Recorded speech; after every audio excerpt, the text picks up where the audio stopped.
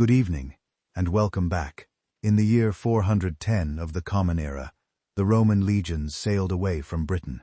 The roads they had built, the cities they had founded, the villas with their tiled floors and their underfloor heating, the temples and the forums, and the baths with their warm water and their painted walls. All of it was simply left behind.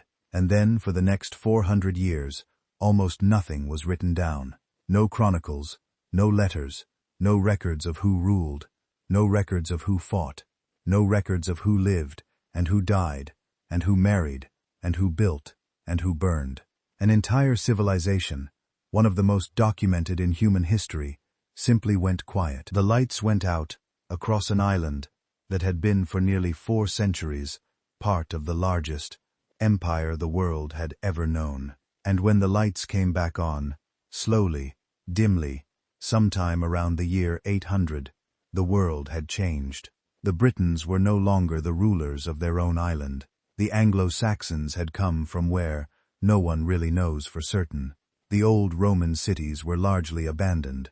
The language people spoke had shifted. The gods they worshipped had changed. And somewhere in those 4 silent centuries, the country we now call England had been born. But how? How does an entire population vanish from the historical record? How do you lose 400 years? How does a place go from villas and aqueducts and Latin inscriptions on stone to a world of timber, halls and pagan kings, and a language no Roman would have recognized? Tonight we are going to walk slowly through that long darkness and look at what we know, and what we think we know, and what we will probably never know. The fragments, the hints, the bones in the ground, and the words in the few surviving manuscripts, the names carved on weathered stones in distant churchyards, the shape of the silence itself. Settle in, get comfortable, let your breath slow.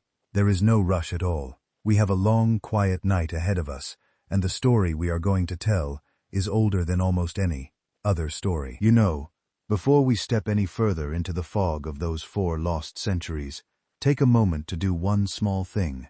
If you find these long, slow journeys through history helpful for falling asleep, or simply for unwinding at the end of a long day, please consider subscribing to the channel. It costs nothing. It takes a single quiet tap, and it lets us keep making these long-form sleep documentaries for you.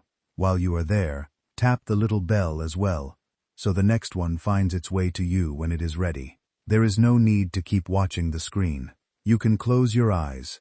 You can let the room go dark around you. The voice will keep going gently for a long time. The story will be here whether you are awake to hear all of it or not. Sleep is not failure here. Sleep is the point. Now, let us go back to the last century of Roman Britain, when no one yet knew what was coming.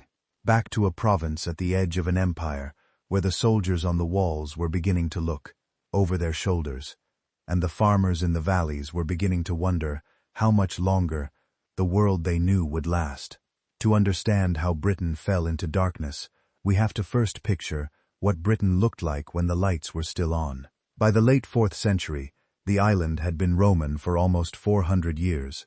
That is a very long time. Long enough that no one alive remembered anything else. Long enough that the great-great-great-grandchildren of the Britons, who had once fought the legions on chariots and in painted skin, were now themselves Roman citizens, speaking Latin alongside their older British tongue, wearing Roman clothes, eating from Roman pottery, burying their dead in Roman cemeteries with Roman grave goods. The province they lived in was called Britannia, and it was divided into 4 smaller provinces by then, each with its own governor, each with its own administration. The capital was the great city of Londinium on the river Thames, with its walls and its forum, and its bridge and its bustling docks. To the north, there was Iberacum, which we now call York, a city of stone and timber that had once held an emperor. To the west, there was Glevam, our modern Gloucester, and D.A. Victrix, which is Chester, and Isca, which is Colon, and also Exat, and many others. To the south, there was Aculus, the city of the hot springs, which we now call Bath, where the Steam still rose off the green water in the great bathing complex dedicated to the goddess Sulis, Minerva. There were villas scattered across the southern countryside, hundreds of them, thousands perhaps, if you count the small ones. Working estates, with mosaic floors and Hippoc heating systems, where hot air ran beneath the tiled floors and rose up through the walls. There were workshops producing pottery and glass and metalwork. There were ports trading with Gaul and Spain, and even further. There were Christian churches by then, and synagogues perhaps, and the lingering temples of older gods, both Roman and British, blended together over the centuries into something that was uniquely Romano-British. And along the northern frontier, there was the wall, Hadrian's Wall, stretching from sea to sea across the narrow neck of the island. 73 miles of stone and turf and ditch and mile castle and fort, watching over the lands beyond, watching for the Picts and the other peoples of what we now call Scotland. The wall was old by the late 4th century. It had been built in the 2nd century, and by the time we are talking about it, had stood for more than 200 years. The men who manned it were no longer Italians. They were for the most part locals, or men from other parts of the empire who had married locally, settled locally, raised children who knew nothing of any other home. They lived in the fort towns that had grown up just south of the wall, in places like Vindolanda, and Hausersteds, and Birdsworld, places whose names we still know because their stones are still there. Sleeping in the manned grass, they drank the local beer. They prayed to a mixture of gods. They worried about the same things any garrison soldier has ever worried about: pay, food, the weather, the mood of their officers, the intentions of the people on the other side of the wall. And then slowly, in ways that no one really noticed at the time, the empire began to come apart. Not all at once. Empires rarely fall all at once. They unravel, they lose pieces, they stretch, and they thin, and they grow brittle. In the late 3rd century, there had already been trouble. Britain had been part of a breakaway empire for a while, ruled by a man named Carausius, and then by a man named Electus, before being brought back into the imperial fold. There had been raids, there had been usurpers, there had been periods when no one was quite sure who the emperor actually was. But things had held together somehow through the 4th century. The cities still functioned, the taxes still flowed, the roads were still kept up, the legions were still paid, more or less on time. What changed was that the troubles on the continent grew worse and worse and worse. There were pressures along the Rhine and along the Danube. Peoples were moving. Whole nations were on the road, pushed by other peoples behind them, who were in turn pushed by others in a great chain of displacement that stretched all the way back into the steppes of Central Asia. The Goths were moving. The Vandals were moving. The Alans and the Suebi and the Burgundians were moving. The Huns were coming. And every time the Western Empire tried to deal with one crisis, 2 more rose up to take its place. And every time it tried to deal with those, the resources had to come from somewhere. The legions had to come from somewhere. And again, in the late 4th century and into the early 5th, troops were stripped out of Britain to fight wars on the continent. A general would rebel, declare himself emperor, gather the British legions to his cause, and march off across the Channel to make his claim, and most of those troops would never come back. It happened with Magnus Maximus in the year 383. He took the soldiers and went to Gaul and was eventually killed, and the soldiers never returned. It happened again with Stilicho, who pulled forces out for his campaigns. It happened again with another user called Constantine, sometimes called Constantine III, in the year 407, who crossed to Gaul with the last significant Roman field army left in Britain, and disappeared into the chaos of the continent. And then, in the year 410, something extraordinary happened. The Romano-Britons, the citizens of the province, sent a letter to the Emperor Honorius, asking for help. Their cities were being raided, their coasts were being attacked, the Picts were coming over the wall, and from the sea. The Scots, who at this point were a people from Ireland, were raiding the western coasts. The Saxons from across the North Sea were raiding the eastern and southern coasts. The province was in danger, and the emperor wrote back. Or at least, that is what the Byzantine historian Zosimus tells us many years later, in a single, brief passage that is one of the most famous and most disputed passages in all of British prophecy. The emperor wrote back, Zosimus says, and told the cities of Britain to look to their own defenses. To defend themselves, he could not help them. He had his own troubles. Rome itself was about to be sacked by the Goths, under all Alaric. The empire was burning at its heart, and so Britain, after almost 4 centuries as a Roman province, was told in effect, "You are on your own now." That is the traditional date, 410, the year Britain became no longer Roman, the year the long darkness began. And there is something strangely tidy about it, something almost too neat, which has led many historians over the years to question whether it really happened that way at all. Some have argued that the letter from Honorius was actually addressed to Bruttium in southern Sue, Italy, not Britannia in the far west, and that the entire story is a misunderstanding by a Greek writer working centuries later. Others have argued that the date is essentially correct, but that nothing much actually changed in that single year, that the withdrawal of Roman authority was a long, slow, drawn-out process that had been happening for decades before 410 and would continue for decades after. The truth, as so often with this period, is that we do not really know. We have one sentence in one late Greek historian, and we have a great deal of archaeology, and we have to try to make sense of the two together. What the archaeology tells us is that something certainly was happening in the early 5th century. Coins stopped arriving from the imperial mints. The supply of new Roman coinage into Britain, which had been steady for centuries, simply ceased around the year 402 or thereabouts. After that, the coins in circulation were the coins already there, gradually being clipped and worn down and lost. Pottery production, which had been on an industrial scale in places like the Nene Valley and the New Forest, collapsed within a generation. The great pottery kilns went cold. The wheel-thrown wares that had filled every Romano-British household stopped being made in any quantity.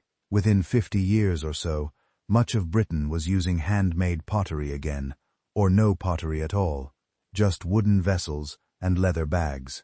Stone building on any large scale essentially stopped. New villas were no longer being constructed. The villas that already existed were maintained for a while, then patched, then partially abandoned, then squatted in by smaller groups, then finally left to fall down. The roads, however, remained. Roman roads are extraordinarily well built. Many of them are still in use today, 20 centuries on, as the foundations of modern British highways. The Watling Street, the Man Street, the Fossway, the Stane Gate. The Great Strait cuts across the British countryside. These did not vanish when the legions left. They could not vanish. They were too well made. And so even in the deepest of the dark centuries, people walked on Roman roads. They drove their cattle on Roman roads. They marched their war bands and their migrating families on Roman roads. The infrastructure of empire kept shaping the movement of people long after the empire itself had let go of the island. And then the silence began to fall. The contemporary written sources for Britain in the 5th century are vanishingly few. We have a handful of mentions in continental chronicles, brief and confused. We have a letter from a GIC bishop named Germanus, who came to Britain twice, in the 430s and 440s, to deal with a religious dispute called the Pelagian heresy, and whose biography mentions almost in passing that there were still functioning towns and still organized British leaders to receive him. We have the writings of a man named Patrick, the same Patrick who would later become the patron saint of Ireland, who was born in Roman Britain to a Christian family of some standing, who was taken as a slave by Irish raiders as a young man, who escaped, who eventually returned to Ireland as a missionary. His writings, which survive in just 2 short documents called the Confessio and the letter to Soroticus give us tiny glimpses of what life in early 5th century Britain was like. A world where Roman titles still meant something, where Christian bishops still wrote letters in shaky Latin, where the children of the elite still received some kind of education, where slave raids from across the Irish Sea were a constant terror. That is most of what we have from inside Britain for the entire 5th century. A handful of letters, a handful of references in foreign chronicles, and then nothing. Just the deep quiet and the long, slow change in the landscape and the slow change in the bones. For decades after the soldiers left, the Romano-British world tried to continue. We can see this in the archaeology. In some places, town walls were repaired and strengthened. The big public buildings, the forums and basilas, were sometimes turned into other uses, divided up into workshops and dwellings, but they were still inhabited. In other places, the towns shrank. People moved out into the countryside. The countryside itself shifted. Some villas were abandoned outright. Others continued with their owners now operating less like Roman gentry and more like local warlords ruling over the lands they could see from their walls. The great church at Roxter, which was once the 4th largest city in Roman Britain, was rebuilt in timber in the late 5th or early 6th century, on a scale that suggests a powerful local lord was still in residence there. The hot springs at Bath kept flowing as they always had, and people still came to them, though the great bathing complex was slowly silting up layer by layer with mud and leaves and the dust of years. The tin mines of Cornwall and Devon kept working in some form, because there is evidence that tin was still being exported across the sea to the Mediterranean, where it was traded for fine pottery, an amphory of wine. Some of that imported pottery has been found in the western British hill fors. We will come back to those hill fors later. They are some of the most important sites in this entire story. But while the western and northern parts of the old province continued in their reduced and changing way, something else was happening on the eastern and southern coasts. New people were arriving. They came from across the North Sea, from the lands of what is now Germany, the Netherlands, Denmark, and southern Scandinavia. They came in small numbers at first, then in larger numbers. They came in their long open boats with their carved prows and their square sails, beaching them on the shingle, dragging them up out of the tide line, and then walking inland to see what they could find. Some of them, perhaps most of them at first, were not invaders in the dramatic sense of the word. They were settlers, whole families, men and women and children, with their livestock and their seed corn and their household goods, looking for new land. The lands they had left were not always pleasant places to live. Sea levels had been rising slowly. Coastal flooding was becoming worse. The climate of northern Europe was shifting, becoming colder and wetter in the 5th and 6th centuries. There were good reasons to look across the water at the green and well-watered island of Britain and think that perhaps a new home could be made there.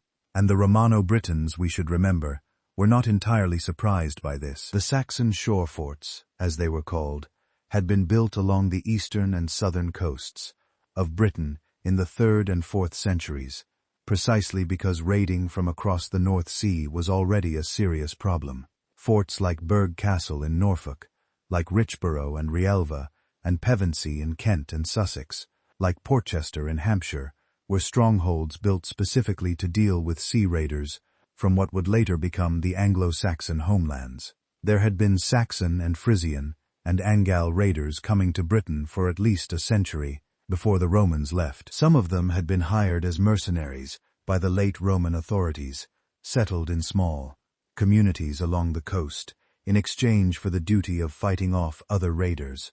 This was a very normal Roman practice. Set a barbarian to catch a barbarian, pay them in land or in grain or in coin.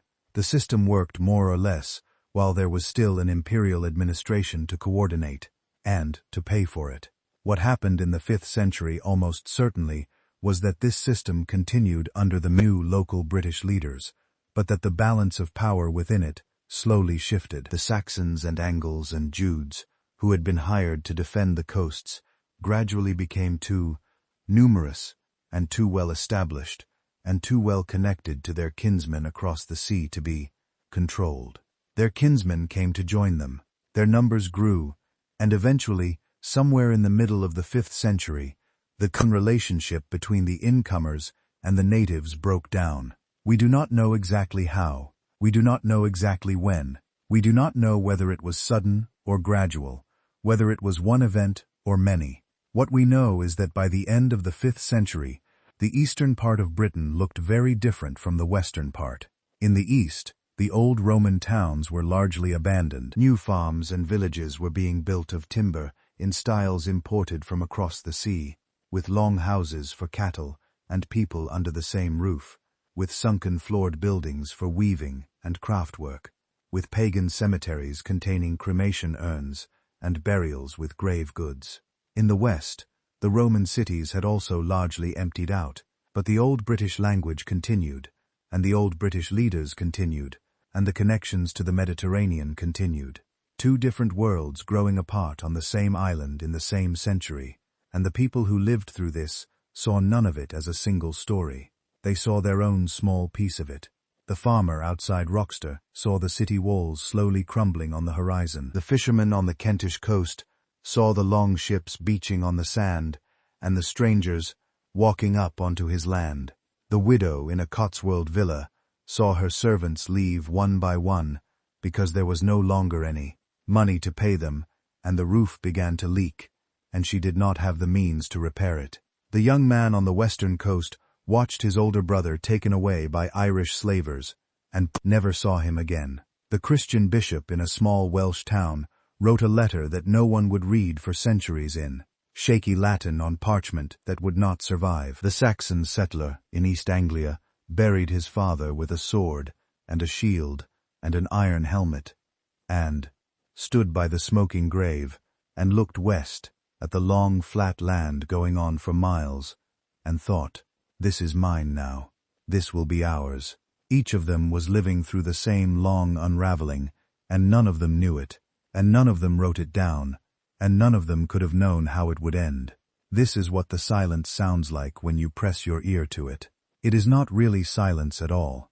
It is the sound of 1,000 small lives going on in 1,000 small places, without anyone keeping track. It is the sound of a civilization not collapsing in a single dramatic moment, but slowly forgetting itself, slowly becoming something else.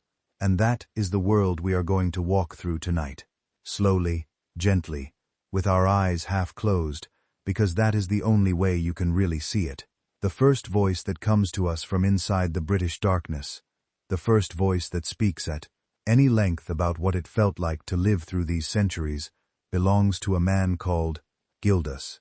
We do not know exactly when he was born, or where, or who his parents were. We do not know what he looked like, or where he is buried, or whether he ever met any of the people he wrote about. What we have is a single long document, written in difficult Latin, in a style that draws heavily on the Hebrew prophets of the Old Testament, called on the ruin and conquest of Britain. De Excidio ad Conquesto Britannia. It was probably written sometime in the middle of the 6th century, perhaps around the year 540, perhaps a little earlier or later, and it is essentially a furious sermon. Gildas was a Christian, and almost certainly a monk, and he was writing to scold the kings and the clergy of his own time, whom he considered to be wicked and corrupt and incompetent, and a disgrace to their ancestors. He wanted to shake them by the shoulders and tell them how badly they had failed, and in order to do that, he told them the story of how Britain had come to its present state. He told them in his own bitter and angry way what had happened in the century and a half before his birth, and in doing so, almost by accident, he gave us the only contemporary native narrative we have for the British 5th century. Gildas tells us that after the Romans left, the Britons enjoyed a brief period of prosperity, and then began to fall into vice. They grew lazy and luxurious. They forgot their Christian duties. They quarreled among themselves. Their leaders became petty tyrants. And then, he says, came the Troubles, raids from the Picts in the north, raids from the Scots, who, as we have said, were really Irish raiders from the west. The British leaders sent appeals to Rome, and Rome sent help twice, and the help was effective for a while, but Rome could not keep sending help forever, and so eventually a council was held among the Britons, and a certain leader, whom Gildas calls a proud tyrant, made a fatal decision. He invited the Saxons to come and help defend Britain against the Picts. He gave them land in the east of the island, in exchange for military service, and the Saxons came in 3 keys, in 3 long ships, and they fought the Picts, and they were good at it. And then their cousins came, and then their cousins' cousins, and then finding the food generous, and the British weak, they turned on their hosts. They demanded more, they threatened, they burned, they massacred. They swept across the island like a great fire, Gildas says, from sea to sea, burning the cities, throwing down the walls, killing the priests at the altars, hanging the dead bodies of citizens from the broken stones of their own forums. This is the story we have inherited. This is the story that all the later medieval accounts are built on. The proud tyrant, the invited Saxons, the betrayal, the catastrophe. And Gildas does not name the proud tyrant in his text, but later writers working from his account supplied a name. They called him Vortigern. The word itself in Old British simply means High King or Overlord. It is possible that Vortigern was a real personal name, and it is possible that it was a title that came to be remembered as a name, the way the Roman emperors were remembered by their honorifics rather than their birth names. Either way, the figure of Vortigern, the British leader who made the fatal decision to invite the Saxons, has loomed large in British memory ever since. There are places named for him in Wales.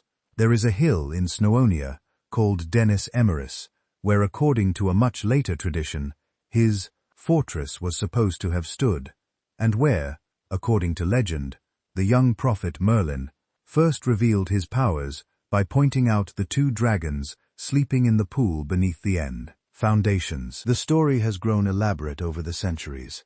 It has been embroidered with magicians and prophecies and ill-fated marriages, but at its core, even today, sits the version Gildas first told. A British leader faced with terrible pressures made a bargain with mercenaries from across the sea, and the bargain went catastrophically wrong. The leaders of the Saxons in the traditional version were 2 brothers named Hengist and Horser. Hengist means stallion, and Horser means horse. So we already have a clue that we may be dealing with mythological figures rather than historical ones. The pairing of horse-name brothers as founders is a very common pattern in the Indo-European mythologies of Northern Europe. There are similar pairs in the German tradition, in the Roman tradition, in the Vedic tradition of ancient India. The names smell more of legend than of history, and yet Hengist and Horusa keep appearing in the early Anglo-Saxon sources as if they had been real. The Anglo-Saxon Chronicle, compiled centuries later, but drawing on older traditions, places their arrival in the year 449 and says they came at the invitation of Vortigern. They landed in Kent. The Chronicle says, at a place called Ewin Fleot, which is somewhere near modern-day Ebleat. They fought against the Picts as agreed, and won. Then they sent home for more men, and in time they turned against Vortigern and the Britons, and made themselves the rulers of Kent. Horser, we are told, was killed in battle somewhere in Kent, perhaps at a place called Alresford. Hengist became the first English king of Kent, the founder of the kingdom that would eventually receive St. Augustine and the first Christian missions from Rome. How much of this is true? Probably some of it. Probably almost none of it. Probably we will never know which parts are which. The general shape of the story, that Germanic warriors were settled in eastern Britain by Roman authorities, that they came in larger numbers over time, that the relationship eventually turned violent, is broadly supported by the archaeology. The specific details, the names, the dates, the speeches, the individual battles, are almost certainly later embroideries, retrojected onto a half-remembered past. The Anglo-Saxon Chronicle is recording in the 9th century or later traditions that had been passed down orally for 3 or 4 centuries before anyone wrote them down. By the time those traditions reached parchment, they had been shaped and reshaped by countless retellings around countless fires, and they had become the founding myths of a people who needed founding myths. But Gildas gives us something else, alongside the story of the Saxons. He gives us very briefly the name of a man on the British side, a man whom he praises almost grudgingly as a virtuous and effective leader, a man who rallied the Britons after the worst of the Saxon devastation and led them to a great victory. Gildas calls him Ambrosius Aurelianus. The name itself is Roman. Aurelius is one of the great Roman family names. Ambrosius is the Roman version of a Greek word meaning immortal. This man, if he existed, was a member of the old Romano-British aristocracy, the descendants of the senatorial families who had ruled the province under the empire. Gildas says his parents wore the purple, which was the color of imperial and senatorial authority, and that they perished in the Saxon storm. Ambrosius, however, survived. He gathered the surviving Britons. He fought back, and under his leadership, the Britain won a series of battles, culminating in a great victory at a place that Gildas calls the Siege of Mount Badon. Mons Badonicus, the Battle of Badon Hill. Gildas says this was the year of his own birth, which is one of the very few dates he ever gives us about himself. But he does not tell us when that year was, in any calendar we can convert. The Battle of Ben Hill. This is one of the most famous and most disputed events in all of British history. Almost everything about it is uncertain. We do not know exactly when it happened. We do not know exactly where it happened. We do not know exactly who fought there. Gildas tells us it was a great British victory, a battle so decisive that it stopped the Saxon advance for nearly a generation, perhaps for as long as 40 or 50 years. After Ben, he tells us, there was a period of peace in which the Britons held their land, and the Saxons stayed in their own enclaves in the east, and the great westward push that had been happening slowly came to a halt. But Gildas does not name the British leader at Ben. He does not say it was Ambrosius. He does not say it was anyone else either. He simply says, almost in passing, that the victory happened, that it was important, and that the peace it bought was being squandered by the corrupt and complacent generation that came after. It is into this gap, this nameless, victorious British general at the Battle of Ben Hill, that the figure of King Arthur would eventually be inserted, not by Gildas, who knows no Arthur, not by anyone in the 6th century. The name Arthur does not appear attached to this victory until the 9th century, in a document called the History of the Briton, the Histori Bretonum, traditionally ascribed to a Welsh monk named Nennius. Nennius gives us a list of 12 battles supposedly fought by a war leader named Arthur, of which the 12th is the Battle of Mount Ben.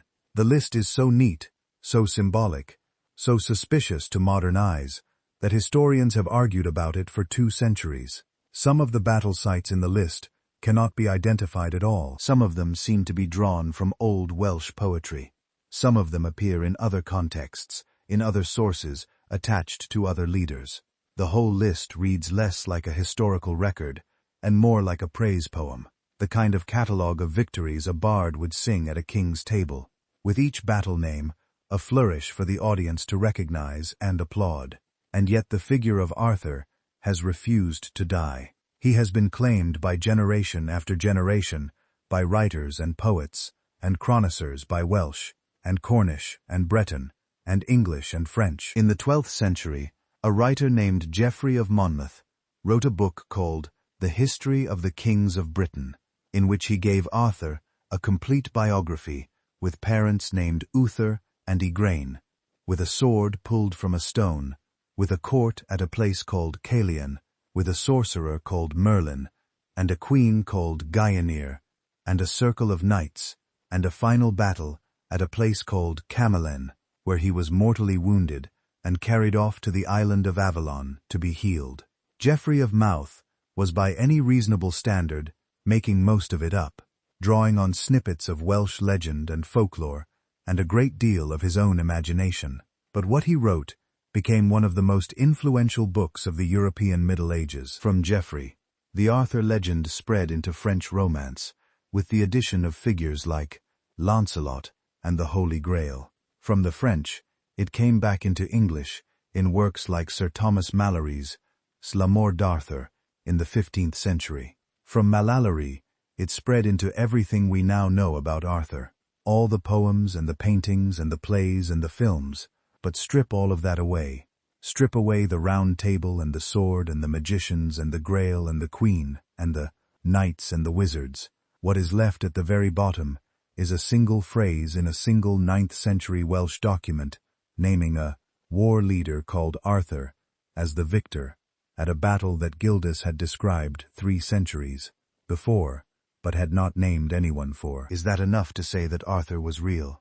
Most modern historians say no. Most modern historians say that if there was a real war leader behind the legend, his name is forever lost, and we have only a literary figure built on top of a half-remembered space in the dark. But others argue that the persistence of the tradition, the fact that the Welsh and the Cornish and the Breton all remembered an Arthur, the fact that the name Arthur appears as a personal name in the early 7th century among the kings of Dalriata in the western Scotland, suggesting that someone called Arthur had been famous enough in earlier generations for parents to want to name their sons after him, points to something real underneath. We will not solve this tonight. No one is going to solve it. The mist around Arthur is too thick, and the documents are too few, and the legends have grown too tall around whatever historical seed once existed. What we can say is that somewhere in the late 5th century, in the period after the worst of the Saxon devastations, and before the renewed pressures of the 6th century, the Britain did manage to push back. They did fight a war. They did win some kind of important victory, and in their memory, that victory had a name and the spice. Name became Ben, and the leader at Ben eventually became Arthur, and the figure of Arthur became one of the great myths of Western civilization. From a single sentence in Gildas to all the libraries of the world, that is one of the strangest journeys in all of history. Now, while the legends were forming around figures like Vortigern and Hennist and Arthur, real things were happening on the ground. People were really living. Kingdoms were really being formed. And it is to those kingdoms, the ones that arose in the western and northern parts of Britain in the 5th and 6th centuries, that we should turn next. Because the great mistake that English speakers often make when thinking about this period is to assume that the story is the story of the Anglo-Saxons. The Saxons arrive, the Briton disappear, and then the Saxons gradually fill up the island until they become the English. That is the simple version. That is the version that schoolbooks have often taught, but it is not what really happened. What really happened is that for most of these 4 centuries, half of the island, or more than half, was still ruled by the descendants of the Romano-Briton. They had their own kingdoms, they had their own kings, they had their own bishops, their own armies, their own poets, their own legends. They survived, they flourished in their reduced and changing way, and we know enough about them from a scattering of inscribed stones, from a few surviving Welsh poems, from the occasional reference in continental sources, to give them at least a shadowy outline. To the southwest, in what is now Cornwall and Devon and parts of Somerset and Dorset, there was the kingdom of Dumnonia. The name comes from the old British tribe called the Domoni, who had lived in that part of the Brit country since before the Romans arrived. After the empire withdrew, Domonia continued to exist as a more or less independent British kingdom, ruled by a line of kings whose names survive only fragmentarily. In much later sources, the Dumnonian kings traded with the Mediterranean, as we have already mentioned, exporting tin and importing fine red pottery and amphit. Their main centers seem to have been at hill forts that had been refortified after the Roman king withdrawal. The most famous of these is Tintagel, on the rugged north coast of Cornwall, where the cliffs drop straight into the Atlantic, and the wind never quite stops. Tintagel today is most famous as the supposed birthplace of King Arthur, a legend that grew up around the medieval castle that still stands there in ruins. But before the medieval castle, Before any legend was attached to the place, Tintagel was a major sub-Roman center. Archaeological excavations there have found hundreds of fragments of imported Mediterranean pottery, the so-called folk red slipware and African red slipware, dating to the 5th and 6th Ramete centuries. Tintagel was in its day one of the most important harbors in western Britain, a place where ships from the Byzantine world came in and traded for British tin and other goods. It was a royal site. Whether or not Arthur ever lived there, kings certainly did. Further north, in what we now call Wales, there were several British kingdoms that emerged in this period. There was Gwynedd in the northwest, centered on the mountainous land of Snowonia and the island of Angles. The kings of Gwynedd claimed descent from a figure called Cunedda, who was said to have come down from northern Britain in the late 4th or early 5th century to drive out Irish settlers and establish his line. There was Piss in the east of what is now Wales, sometimes extending into what is now the English Midlands. There was Dieppe in the southwest, where the influence of Irish settlement was particularly strong, with bilingual inscriptions in Latin and in the Irish Ogham script appearing on memorial stones.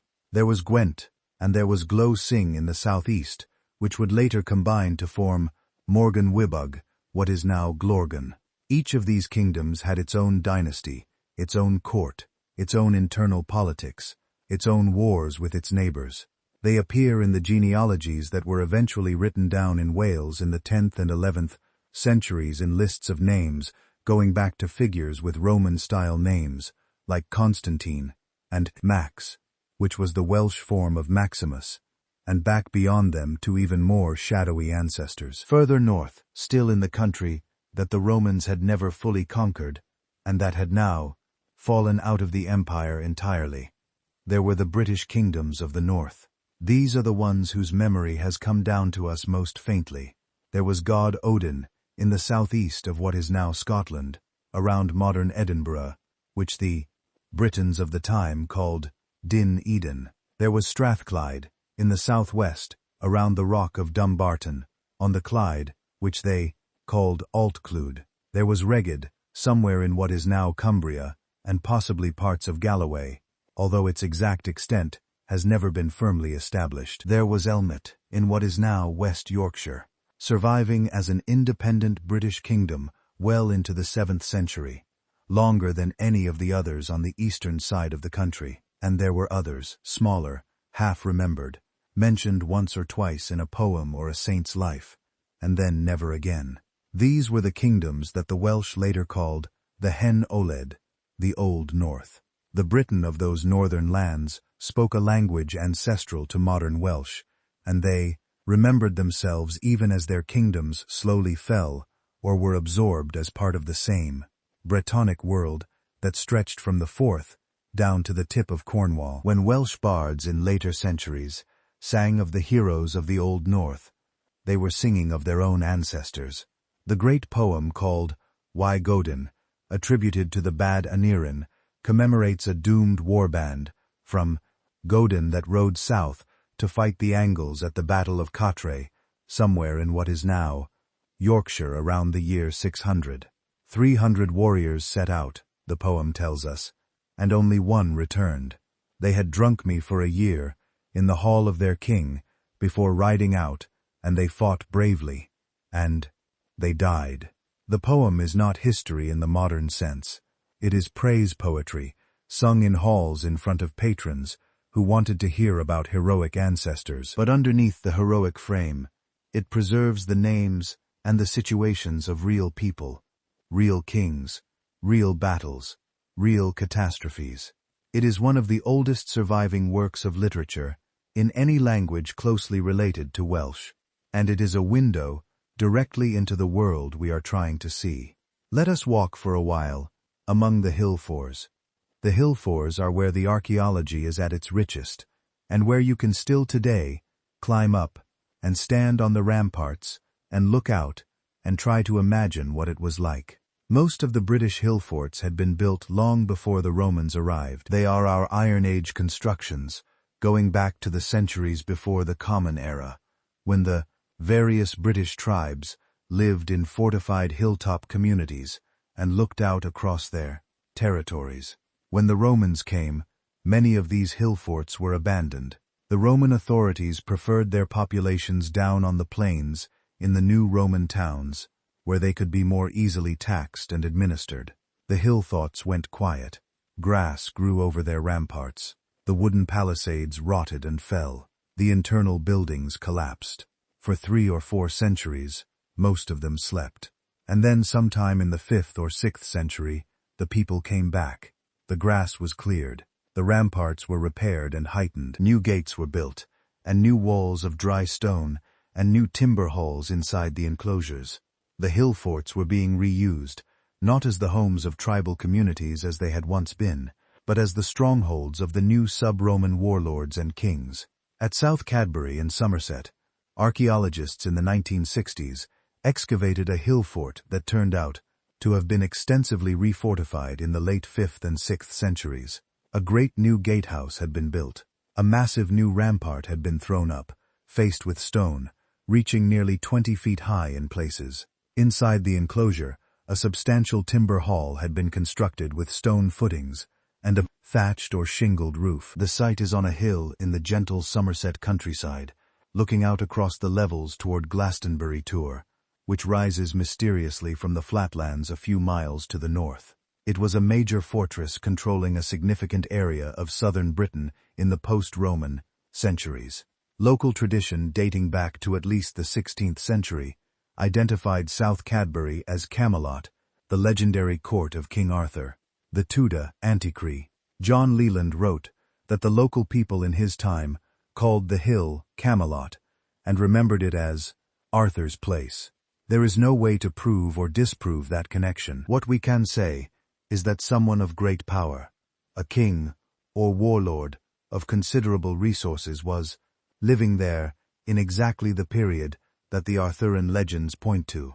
Whether his name was Arthur, we will probably never know. But his fortress stood, and ate and drank, and trained warriors, and traded with the Mediterranean, and watched over the surrounding country. And eventually, somewhere in the 7th century, or the 8th, it fell quiet again, and the grass grew back over the ramparts a second time. At Dinas Pace, in what is now South Wales, just outside Cardiff, another hill fort was reoccupied in the 5th and 6th centuries. This one was smaller, but the archaeology revealed something remarkable. The site had been a center of metalwork production. Workshops on the hilltop had produced fine jewelry, brooches and pins, and decorative fittings in styles that drew on both late Roman and emerging insular Celtic traditions. Imported Mediterranean pottery had been arriving there too, in much the same pattern as at Tintagel, though in smaller quantities. The bones of cattle and sheep and pigs and red deer were scattered through the waystod, deposits in numbers that suggested a community of perhaps 50 or 100 people, perhaps a few more, including warriors and craftsmen and servants eating well on the produce, brought up to the hill from the surrounding country. It was probably the seat of a minor king or lord, ruling a piece of what would later be known as Gleorgan. His name we will never know, but for 2 centuries, his hill fort hummed with activity. Bronze and silver were melted in his crucibles. Wine from the eastern Mediterranean was drunk in his hall. His warriors slept in timber barracks within his ramparts. And one day, sometime late in the 6th century or in the 7th, that activity faded too, and the workshops went cold, and the site became once again just a green hill above the streams of the Vale of Glan. At Tintagel, as we have already touched on, the picture was different. Tintagel is not really a hill, for in the conventional sense, it is a great rocky headland, almost an island joined to the mainland by a narrow neck of land. The flat top of the headland is acres in extent, and across that flat top, in the 5th and 6th centuries, scores of small rectangular stone buildings were constructed. There were probably more than 100 of them. The site has been excavated at intervals over the past century, and each new round of excavation has turned up more buildings, more imports, more evidence of intensive use. The Mediterranean pottery shards at Tintagel number in the thousands. The site was by the standards of post-Roman Western Europe an international port. Ships came in from far away and unloaded their goods and took on Cornish tin and possibly other goods and sailed away again. The wind off the sea would have smelled of salt and of fish and of woodsome smoke from the hearths of the little stone houses. The British kings who used Tintagel, perhaps the kings of Dumnonia, perhaps lesser rulers under them, were among the most powerful figures in post-Roman Britain. And when Geoffrey of Monmouth, 6 centuries later, chose Tintagel as the place where King Arthur was born in the romantic tale he invented, he was perhaps, without knowing it, drawing on a much older memory. People had remembered in some dim way that Tintagel had once been an important royal place. The memory had become legend. The legend had become Arthur, and the actual site, the wind-swept headland, sat there all along, with its stone houses and its broken pottery sleeping under the turf, waiting for the spades to come. There were many other hill forts, of course. Dinas Emeris in Snowonia, perched on its rocky knoll above the wooded valley, where excavations have found post-Roman occupation and imported pottery, and where the Vortigern legend later settled. The hill of Castell Henleys in Pembrokeshire, the strange terrace hill of Gan Bodwan on the Lane Peninsula, the promontory fort of Burr Castle in Norfolk, originally one of the Saxon shore forts, possibly reused by sub-Roman authorities, the crag of Bamber in Northland, where a British fortress called Din Gwaroy stood before it, became the seat of the Anglian kings of Bernia, the mighty rock of Dumbarton in Scotland, Alt Clwyd, the capital of the British kingdom of Strathclyde, which would survive as an independent power into the 11th century. Each of these places had its own story. Each was occupied, fortified, used by some local king or chieftain or warlord, defended, eventually abandoned or destroyed, or taken over. The map of post-Roman Britain, if we could draw it accurately, would be sprinkled all over with these little points of activity, these centers of power like embers from a great scattered fire that had once been the Roman province. Many of those embers eventually died. A few of them caught new fuel and burned brighter, but for the long 5th and 6th centuries, they were what was left. While the British kingdoms held the west and the north, the eastern part of the island was undergoing a transformation that we can see far more clearly in the archaeology than in any written source. The Anglo-Saxon settlement, as historians sometimes politely call it, or the Anglo-Saxon invasion, as it has more dramatically been called, was reshaping the landscape from the coast inwards, in what is now East Anglia, in Lincolnshire, in Yorkshire, in Kent, in Sussex, in the East Midlands. New cemeteries were appearing. These were not Roman cemeteries. They were not Christian cemeteries. They were pagan cemeteries, with the dead buried with weapons, or cremated, and placed in urns or sometimes inhumed in long rows, oriented in various directions, with brews and beads and combs, and knives, and the occasional fine sword. The grave goods in these cemeteries match in their details the grave goods being deposited in cemeteries in northern Germany and southern Scandinavia in the same centuries. The brooches in the British graves are made in the same styles as the brooches in graves at sites like Feddesen on the German coast, or at sites in Schleswig-Holstein or in southern Jutland. Some of the British graves contain objects that were almost certainly made in the continental homelands and brought across the sea by their owners. Others are local imitations produced by smiths working in the new English communities in the proud manner of the styles their grandparents had learned in the old country. Either way, the cemeteries tell a clear story. People with strong cultural ties to the lands of northern Europe were now living in eastern Britain in significant numbers, and they were not converting to Christianity, and they were not adopting Romano-British burial customs. They were burying their dead in their own way. How many of them were there? This is one of the great unresolved questions of British history. For a long time, the traditional view was that there had been a massive migration. Tens of thousands, perhaps hundreds of thousands of Saxons and Angles and Jutes had crossed the North Sea and overrun the lands of Britain, displacing or killing or enslaving the existing population. The British, in this view, had either fled westward into Wales and Cornwall and across the sea to Brittany, or had been wiped out, or had been reduced to a serf class in the new English society. This was the view of most 19th-century historians. It fit the narrative of conquest and replacement that the Victorian imagination found attractive, and it seemed to be supported by the apparent completeness of the linguistic change.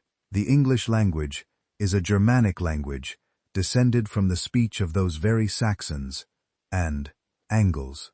It contains very few words that can be traced back to the British language.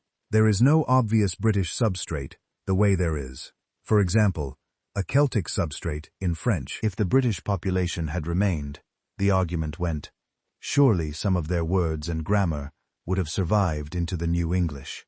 The fact that almost none did suggested that the population itself had not survived in any significant numbers.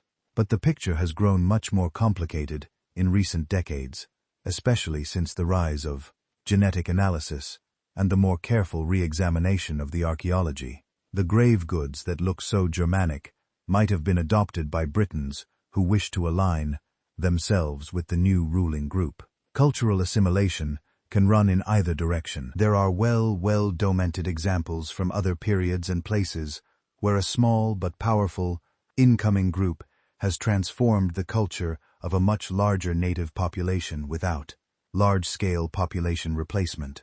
The Normans in 11th century England are a good example.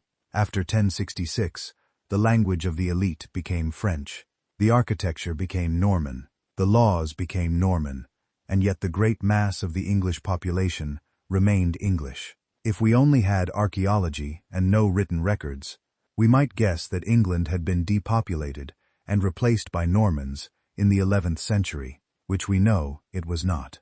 Could something similar have happened in the 5th and 6th centuries? Could a relatively small Anglo-Saxon ruling class have come over, established control of the lowlands, imposed their language and customs over time, while the bulk of the population remained the descendants of the Romano-British? Some historians now think this is exactly what happened. Others still believe in a larger migration. The genetic evidence has been argued in both directions, and the analysis depends a great deal on which DNA you are looking at, and from when, and from where, and how you interpret it. What we can say is this: the recent ancient DNA studies, which extract genetic material directly from the bones of people who lived in this period and compare it to other populations, suggest that there was a substantial migration into eastern England, not a total replacement. The native British population did not disappear genetically, but there was a real influx, especially into the eastern parts of the country, and especially in the 5th and 6th centuries. The mixing was uneven, with more incomers in some places, more natives in others. By the time the first English kingdoms emerge into clearer historical view in the 7th century, the population of what would become England was a blend with significant contributions from both groups. The cultural face of that blend, the language and the customs and the names, was Anglo-Saxon. The blood was mixed. The story was not as simple as conquest and replacement, and it was not as simple as elite takeover. It was both and neither, and something in between with regional variations that we may never fully untangle. The language change is still the strangest thing. Even if there was substantial migration, it remains surprising that almost no British vocabulary survived into Old English. The few words that have been claimed as British substrate, things like brock for badger or come for a small valley, are debated. Place names tell a slightly different story. The names of the rivers in particular are heavily British. The Thames and the Trent and the Severn and the Arn and the Tees and the Tees and the Mersey and the Tean, and many others, all have names that go back to pre-English forms. An, in particular, is simply the British word for river. Whoever told the incoming Anglo-Saxons that the river was called Avon was a British speaker, and the new arrivals took the name and used it without quite realizing that they were using a common noun rather than a proper name. The same is true of many smaller geographical features. Hills, ridges, woods, sometimes whole districts, retained their old British names, even as the language of the people living there shifted. The names are like fossils in the stratigraphy of the landscape, pieces of an older world, preserved in the speech of the new one. So someone was still speaking British, at least for long enough to teach the names to the newcomers. The two languages must have coexisted in some places, for some generations, before the older one finally died out. There is another factor that we should pause on for a moment, because it is one of the most haunting and least appreciated aspects of this whole period: the climate. In the spring of the year 536, something extraordinary happened in the sky. Across the whole northern hemisphere, the sun grew dim, a veil of haze, faint to begin with, but soon thick enough that people noticed, hung over Europe and Asia for more than a year. Crops failed. Summers were cold. There was snow in August in some places. The historian Procopius, writing in Constantinople, reported that the sun gave its light without brightness like the moon, and that men were in fear. The Irish chronicles reported a failure of bread in the year 536. The Chinese annals reported drought and famine. The tree rings of that year in oaks and pines all around the northern hemisphere are stunted and narrow, recording a single bad summer like a thin pale line in the wood. We now know from analysis of ice cores from Greenland and Antarctica that a major volcanic eruption took place in the year 536, possibly in Iceland, possibly in Central America, possibly two eruptions close together. Vast quantities of sulfur and ash were thrown into the stratosphere, where they spread around the globe and dimmed the sun for years. And then, just as the world was beginning to recover in the year 540, there was another eruption, possibly in the same volcano, or possibly in another one, and the dimming and the cold returned. The decade of the 540s was the coldest decade in 2,000 years. People starved, communities collapsed, and for a population that was already weakened by war and by upheaval, the strain was almost unbearable. And then on top of all of that came the plague, the Justinianic plague, we now call it, named after the Byzantine Emperor Justinian, in whose reign it first broke out in the eastern Mediterranean in the early 540s. It was the first major pandemic of bubonic plague in recorded history, the same disease that would later become the Black Death of the 14th century. It started, the records suggest, somewhere in Central Africa, and traveled up to Egypt, and then by ship to Constantinople, where Procopius described it in horrifying detail. From Constantinople, it spread across the empire and beyond. It reached the British Isles by the middle of the 6th century.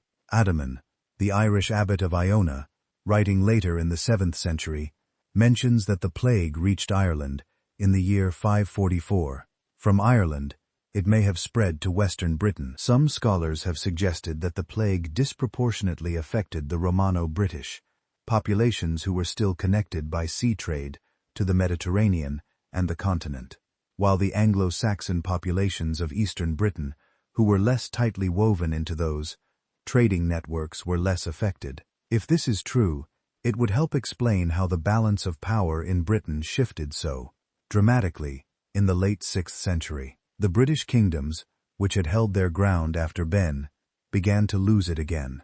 The Anglo-Saxons began to push westward once more. By the year 577, according to the Anglo-Saxon Chronicle, 3 British cities, Gloucester and Chichester and Bath, fell to the West Saxons at the Battle of Diorum. The British kingdom that had controlled that area, whatever it had been called, collapsed. The path to the Bristol Channel was opened.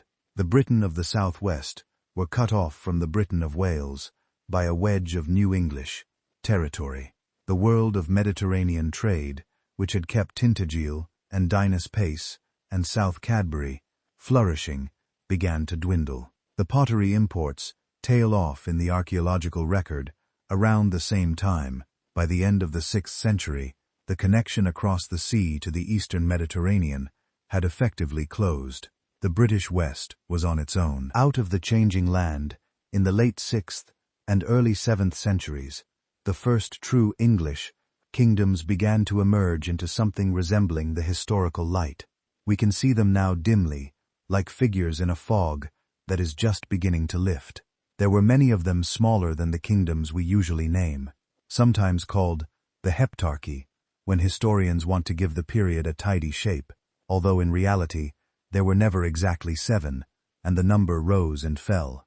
There was Kent, in the southeast corner, the oldest of them, ruled by the line that traced itself back to Hang, with its capital at Canterbury.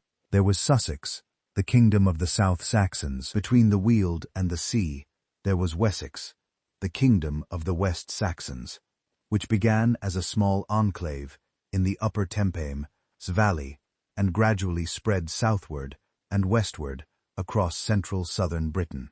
There was Essex, the kingdom of the East Saxons, in what is now Essex and parts of Hertfordshire and Middlesex, including the abandoned ruins of Londinium. There was East Anglia, divided into the regions called Norfolk and Suffolk. The North folk and the South folk of the East Angles ruled from royal centres like Rendlesham and probably others. There was Mercia in the middle of the country, originally the kingdom of the Anglian peoples of the Trent Valley, which would in time grow to dominate most of the Midlands and become for a while the most powerful kingdom in Britain.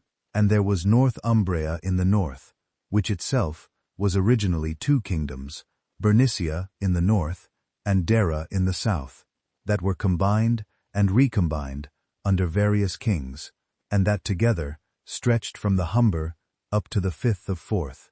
There were also smaller kingdoms that appear in the records and then vanish, swallowed by their bigger neighbors. There was Lindsey around modern Lincoln. There was Huici in what is now Warwickshire and Gloucestershire and parts of Warwickshire, ruled by a sub-king under the kings of Mercia. There was Megeta on the Welsh border. There was the Middle Anglian kingdom of the Ecklingus, before it was absorbed into Mia. There were probably others whose names have been entirely lost. The picture is not one of its tidy heptarchy, but of a constantly shifting patchwork of small polities, with kings rising and falling, alliances forming and breaking, territories being won and lost, royal houses dying out and being replaced. It was very much like the political world of the British kingdoms to the west, which was also a patchwork of changing alliances and shifting borders. The difference was that the eastern kingdoms were now English in language and culture, while the western kingdoms remained British, and the line between them, the long boundary running roughly north and south through the middle of the island, was where the wars were fought. The most powerful king of the early 7th century, the first king for whom we have something like a serious biography, was Athelbert of Kent. He was the great-great-great-great-grandson in the official genealogy of Hangenist. He ruled Kent from somewhere around the year 580 until his death in 616, which is a long reign for any age, but particularly for this one. He was a pagan in a kingdom that was still largely pagan, but he had married a Christian princess named Bertha, the daughter of a Frankish king from across the Channel. She had brought with her a Christian chaplain named Ludhard, and she had been allowed to continue practicing her faith in a small church just outside Canterbury that had been built in Roman times and was still standing. That church, dedicated to Saint Martin of Tours, is still there. It is the oldest church in England that has been in continuous use as a place of Christian worship. Its walls contain Roman brickwork from the original construction, 16 centuries old, set into the masonry by Burr's craftsmen, and never since demolished. You can still go and visit it. You can still stand inside and look at the walls and know that you are standing in the same space where the Queen of Kent prayed in the years before St. Augustine arrived. And it was to Albert and his court that St. Augustine and his fellow monks came in the year 597, sent from Rome by Pope Gregory the Great, to bring Christianity to the English. The Venerable Bede, writing more than a century later, tells the story in his ecclesiastical History of the English People, which is one of the great works of early medieval literature, and our single most important source for everything that happens in England, from the late 6th century onwards. According to Bede, Augustine landed on the Isle of Thanet on the coast of Kent, with a band of about 40 companions. They were nervous. They had heard frightening stories about the ferocity of the English. They had nearly turned back several times on their journey through Gaul, but they came on, and they landed, and they sent word to King Athelbert that they had come from Rome with good news. Athelbert, with the caution of a man who had been told that wizards might bewitch him with their incantations, insisted that the first meeting take place out of doors, where no spells could be safely cast. So Augustine and his monks walked out to meet him in a field on Thanet. They came in procession, carrying a silver cross and a painted board with the image of Christ, singing their Latin chants in voices that must have sounded to Kentish ears very strange indeed. Aelbert listened. He did not promise to convert. He did promise that they could come into his kingdom and preach freely, and he gave them a house in Canterbury, the old Roman capital of the kingdom, where they could live and pray. And there they began to build slowly the foundations of what would eventually become the English Church. Within a year, Athelbert himself was baptized. Within a generation, his kingdom was officially Christian, even if the deep practice of the old faith continued in many homes for much longer. The conversion of the rest of England took the better part of the 7th century, and it did not happen in a single straight line. Kings converted, and then their sons reverted to paganism. Kingdoms received missionaries, and then expelled them. Bishops were appointed, and then driven out. The work was slow and difficult and uneven, but the long arc bent in one direction. By the end of the 7th century, all the major English kingdoms had officially adopted Christianity, although the missions that converted them had come from different directions. Kent and the south had been converted by missionaries from Rome, working out of Canterbury. The kingdoms of the north had been converted for the most part by missionaries from the Irish Church working out of the monastery of Iona on its small green island off the western coast of Scotland. Iona had been founded by Saint Columba, an Irish prince turned monk in the year 563, and had become the spiritual center of a network of Celtic Christianity that reached across the western British and Irish worlds. From Iona, the monks went east. Aidan, one of those monks, was invited by King Oswald of Northumbria in the 630s to come and convert his people. Aidan came and established a monastery on the tidal island of Lindisfarne, off the northeast coast of England, which became known as the Holy Island. From Lindisfarne, the Irish style of Christianity spread across Northumbria and down into the Pout Midlands, encountering eventually the Roman style of Christianity coming up from the south.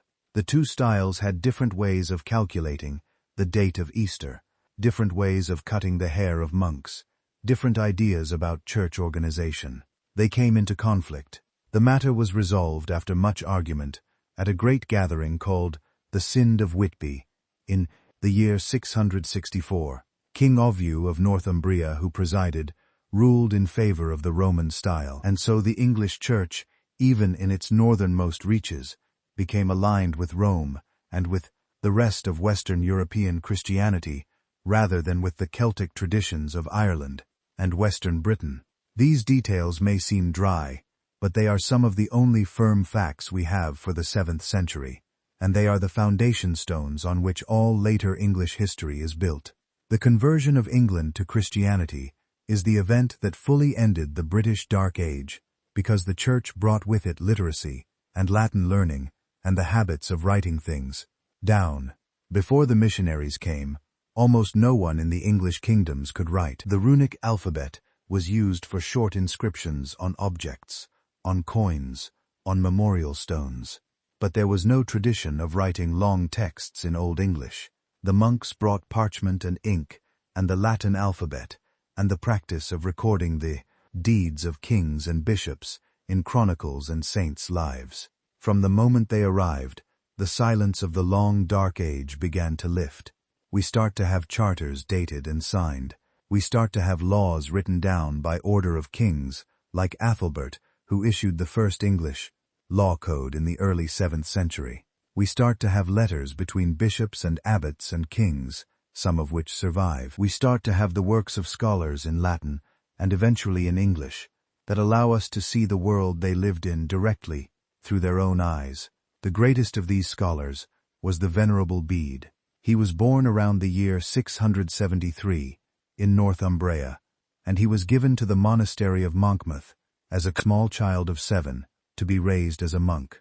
He spent his entire life in the twin monasteries of Monk and Jarrow, which were among the most important centers of learning in early Christian England. He never traveled far. He never sought public office. He worked day after day, year after year, in the scriptorium and the library, reading every book he could lay his hands on, writing, copying, teaching, and praying. He wrote works on grammar, on metrics, on the calculation of the date of Easter, on the lives of saints, on biblical interpretation, and he wrote one great work that has come down to us as the foundation of English historical knowledge, the Ecclesiastical History of the English People, completed in the year 731, just 4 years before his death. In it, Bede told the story of how the English had come to Britain, how they had been converted to Christianity, how the church had been organized, and what kings and bishops and saints had been important along the way. He drew on every source he could find. He wrote to friends and contacts at other monasteries, asking them to send him any documents they had. He went carefully through the records of his own monastery. He recorded oral traditions when he had them. He cited his sources in a way that was extremely unusual for a writer of his time. He made mistakes, of course, especially when dealing with the centuries before living memory. He had biases, especially in favor of his own monastery, and against those who disagreed with the Roman style of Christianity. But he was a careful, honest, intelligent writer, and his book is the closest thing we have to a clear window into the 7th century. Without Bede, we would know almost nothing. Without Bede, the Dark Age might have stretched another century longer. It is to Bede that we owe many of the details we have about the events of the conversion. The story of Augustine's arrival in Kent, the meetings with Athelbert, the missions of Paulinus to Northumbria, the dramatic conversion of King Edwin of Northumbria in the year 627, with all its famous details, including the speech of the unnamed counselor, comparing human life to the flight of a sparrow through a lighted hall in winter, a moment of brightness between two unknown darknesses. All of these come from Bede. The dramatic battles of Northumbria against Mercia, the deaths of King Edwin and King Oswald in battle against the pagan, Mercian King Penda, the great victory of King Oswu over Penda at the Battle of the Wind in 655, after which Northumbria became the dominant kingdom in Britain for a time. All of these we know from Bede. He gave us the figures, he gave us the dates, he gave us the speeches, he gave us the names of the men who fought and the women who founded monasteries, and the kings who made decisions that shaped the future of an island. He even gave us the convention of dating events from the birth of Christ, the Anno Domini system, which he popularized in his historical writing, and which has been used in the Western world ever since. When you say a year is 2026, you are using a system Bede helped invent. He was an extraordinary man, working in difficult times, doing patient, careful work that has shaped how we understand his world. But even Bede did not really know what had happened in the 5th century. He had no good sources for it. He knew what Gildas had written, which he summarized. He knew the basic story of Hengist and Horsa, and the Adventus Saxonum which he recorded. He knew the names of some of the kings of his own kingdoms, his distant past, which he listed in genealogies. But the details, the texture, the daily life of the 5th and 6th centuries were as obscure to him in the early 8th century as they remain to us today. He was already looking back across the Dark Age. He could see the shadows, but not the shapes within them. And he wrote what he could, and admitted what he did not know, and trusted that future readers would understand. By the time Bede was writing in the early 8th century, the world he lived in was solidly Christian and largely literate, at least among the educated elite. The kingdoms of the English had taken on a more stable shape. Mia, under a series of strong kings, was emerging as the dominant power in the Midlands. Wessex was beginning the long process of expansion that would eventually make it the foundation of a united English kingdom. Northumbria, after its 7th century golden age, was beginning to decline politically, though it remained for a long time a major center of scholarship and art. The great illuminated gospel books, the Lindesis Gospels, and the Book of Kells, were being produced in the monasteries of the British and Irish worlds, with their intricate interlaced designs drawing on both Mediterranean Christian and native Celtic artistic traditions. The English language itself was beginning to settle into the form we call Old English, and the first surviving examples of Old English poetry were being composed, including the great heroic poem Beowulf, whose date of composition is still debated, but whose roots stretch back into the world of the early Anglo-Saxon migrations. In the British West, meanwhile, the Dark Age was longer and the recovery slower. The Welsh kingdoms continued through the 7th and 8th centuries, fighting their wars with the English, especially with the kings of Mercia. They had their own bards and their own chroniclers, but their writings have mostly come down to us only in much later copies.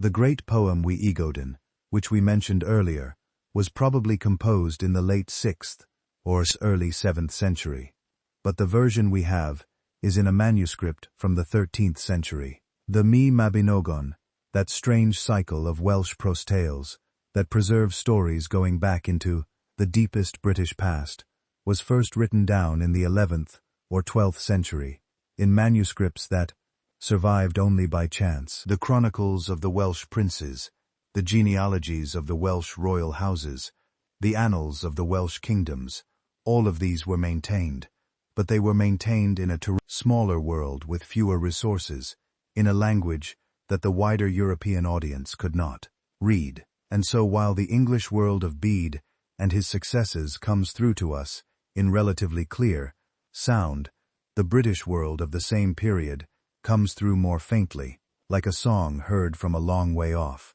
in a language you almost but not quite understand. The kingdom of Strathclyde, in the far north, survived longer than any of the others. It held the rock of Dumbarton, with its commanding position over the Clyde, until the rock was finally sacked by Vikings in the year 870. Even after that, the kingdom continued in reduced form until it was finally absorbed into the Kingdom of Scotland in the 11th century. Its kings spoke a language descended from Old British, closer to Welsh than to modern Scottish Gaelic, and they remembered in their poems and their genealogies that they were heirs to the world of post-Roman Britain. They were the last living link, in some sense, to the world of Gilders and Ambrosius and the unnamed war leader who had fought at Mount Ben. Let us slow down for a moment and try to picture as best we can what life actually looked like in the dark centuries themselves. Not the politics, not the kings, not the battles. Just the daily texture of being alive in Britain between, say, the year 450 and the year 650. What did people eat? Where did they sleep? What did they hear when they woke up in the morning? What did they fear when the sun went down? The first thing to understand is that for most people, in most places, life had always been agricultural and remained agricultural through every change of language and religion and ruler. The vast majority of the population lived in small farming settlements, growing wheat and barley and oats and rye, keeping cattle and sheep and pigs and chickens and geese, working the same fields their grandparents had worked, observing the same seasons, fearing the same diseases, hoping for the same kinds of weather. The collapse of the Roman administrative system did not change any of this in its fundamentals. What it changed was the wider context. Under the empire, the farmer's produce had been taxed, and the taxes had supported soldiers and roads and cities, and a whole class of officials. But the farmer himself had been left to his plowing. After the empire, the farmer's produce was no longer being taxed by an imperial system. It was instead being taken in smaller and more direct forms, by local lords, or by churches, or by the demands of nearby warbands. The relationships became more personal, and more local. The world a farmer dealt with shrank to the size he could walk in a day. The villages where these farmers lived have left their traces in the archaeology of post-Roman Britain. They were typically small clusters of buildings, perhaps 5 or 10 or 20 households, arranged loosely, without the rigid Roman grid. Their houses were timber-framed and thatched with wool, and doored walls with a hearth in the middle of the main room, with smoke escaping through the roof or through small openings under the eaves. The inside of such a house would have been smoky, dim, and surprisingly warm in winter, especially with the cattle penned in the same building or in a connected byre on cold nights. The light was firelight, and oil lamps, and the slanting light through narrow doorways and big windows. The walls were hung with woven cloth, and tools and weapons.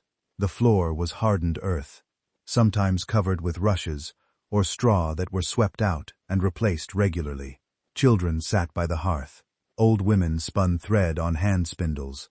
The work was constant and quiet, and known to every hand that did it from years of repetition. The fields around these villages were plowed with ox teams, in long, thin strips with each family, farming several scattered strips in different parts of the village's land. This pattern of agriculture, which would eventually develop into the medieval open field system, was beginning to take shape in the post-Roman centuries.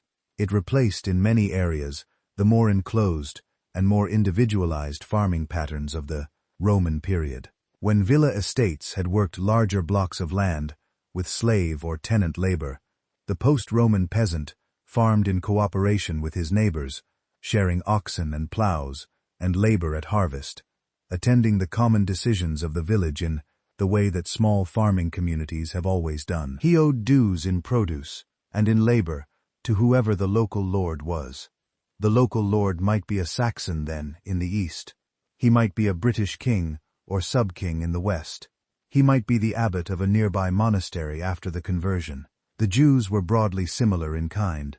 Whoever was at the top, a portion of the grain, a portion of the meat, days of work on the Lord's own fields, help in the Lord's wars if he asked for it. The basic shape of rural life was set, and it would remain in roughly this shape, with slow changes, for the next 1,000 years. The towns, meanwhile, were largely empty.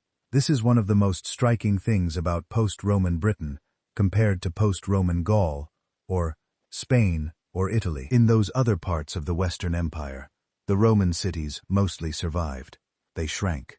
They changed. They sometimes lost their old administrative functions, but they continued as inhabited urban centers. The cathedrals of medieval France and Spain stand inside the walls of Roman towns whose continuity has never really been broken. In Britain, by contrast, most of the Roman towns were essentially abandoned. Within a century or two of the Roman withdrawal, the great cities like Roxett and Silchester and Veruium and Questor and many others were quiet. People still lived in some of them, in small numbers, in cottages built among the ruins. But the urban life that had once filled their streets was gone. The forums were grass-grown, the basilas were rubble. The amphitheaters where they had existed became sheep pastures. The water systems failed, the drains backed up, the streets disappeared under accumulating mud and weeds.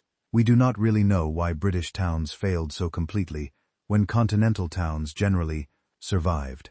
There are several theories. One is that British urbanism had always been shallower, less rooted in deep traditions, more dependent on the active presence of Roman administration. When the administration left, the underpinnings of urban life simply collapsed. Another theory is that the disruption in Britain was much more violent than on the continent, with Anglo-Saxon settlers actively avoiding the old towns and choosing to live elsewhere, on the landscape, leaving the urban centers to decay. A third theory is that the plague and the climate disasters of the 6th century hit the towns particularly hard, since their dense populations made them more vulnerable to disease, while the rural populations recovered more easily. A fourth theory is that all of these factors combined in ways we cannot fully untangle. Whatever the cause, the result is striking. When you walk through the modern English landscape, the Roman cities are often visible as crop marks in fields, or as low earthworks in pastureland, or as bumps under the grass of country parks. They are ghostly. They are quiet. They are not, for the most part, under our living modern cities. They are next to them, or under fields, or under sleepy market towns that grew up on different sites in the medieval period.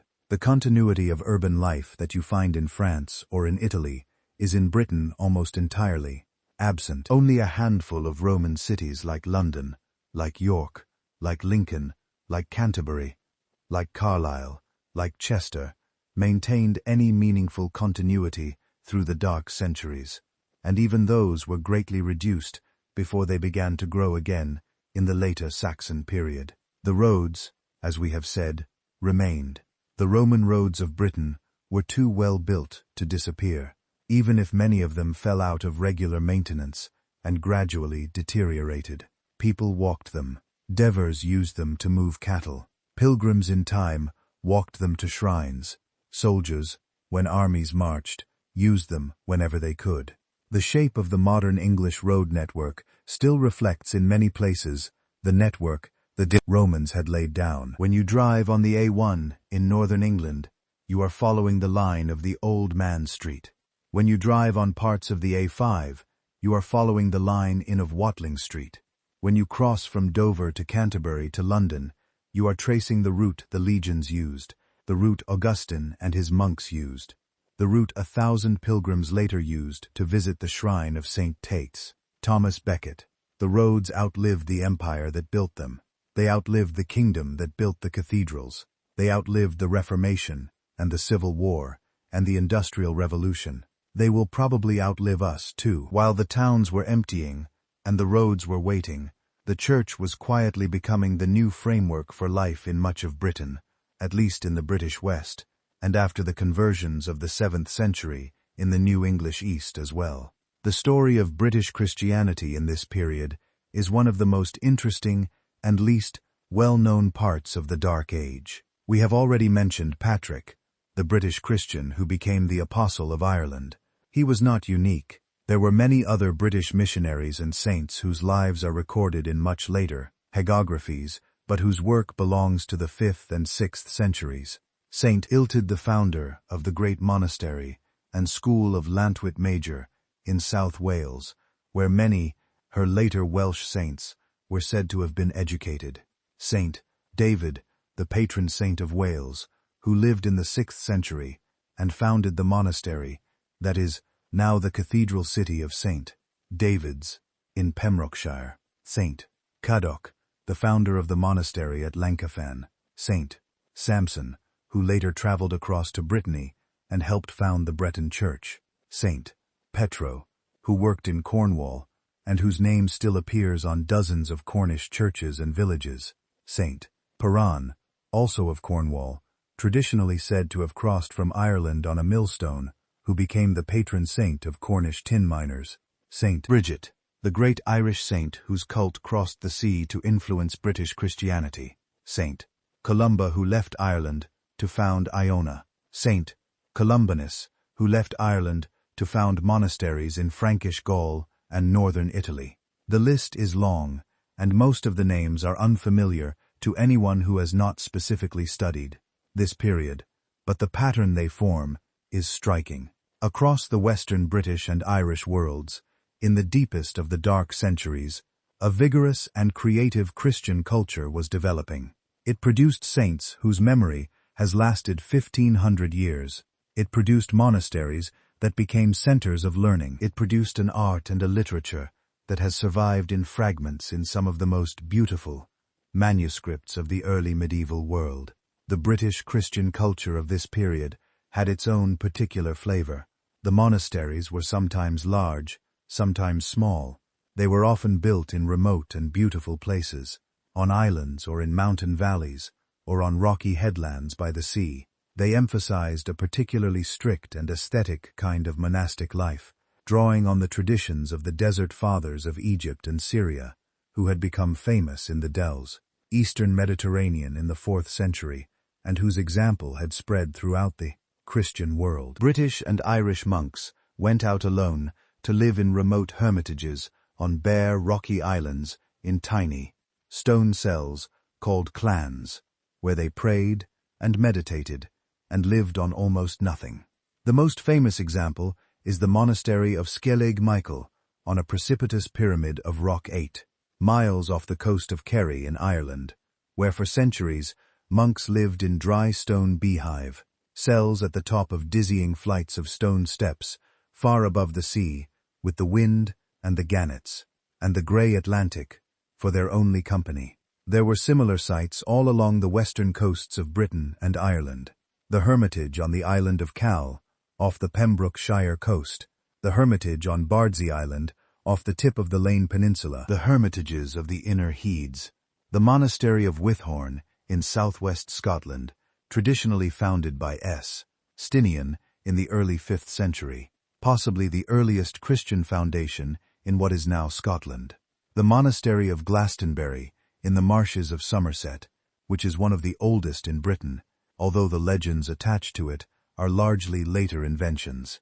The Monastery of Bangor Iscode in North Wales, which according to Bede had 2,000 monks at the time of its destruction by an English king in the early 7th century, a figure that sounds incredible but suggests something of the scale of British monastic Christianity at its height. The monks of Bangor Iscode prayed for the British army before a battle at Chester around the year 615, and were massacred almost to a man by the victorious English.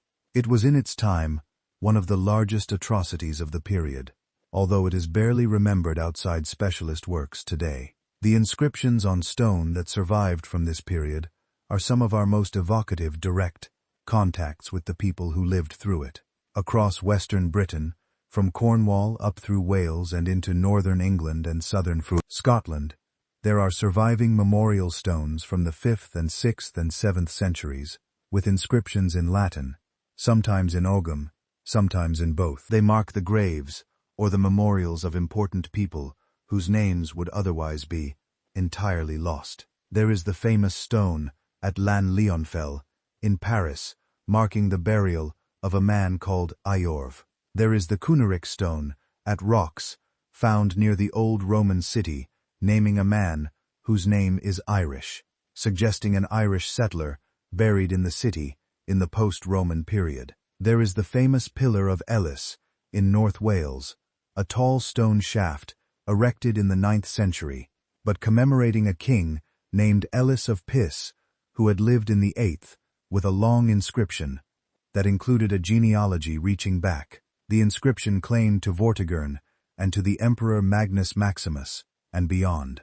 There is the stone at St. Pill, just in Cornwall, with its bilingual Latin and Ogham inscription.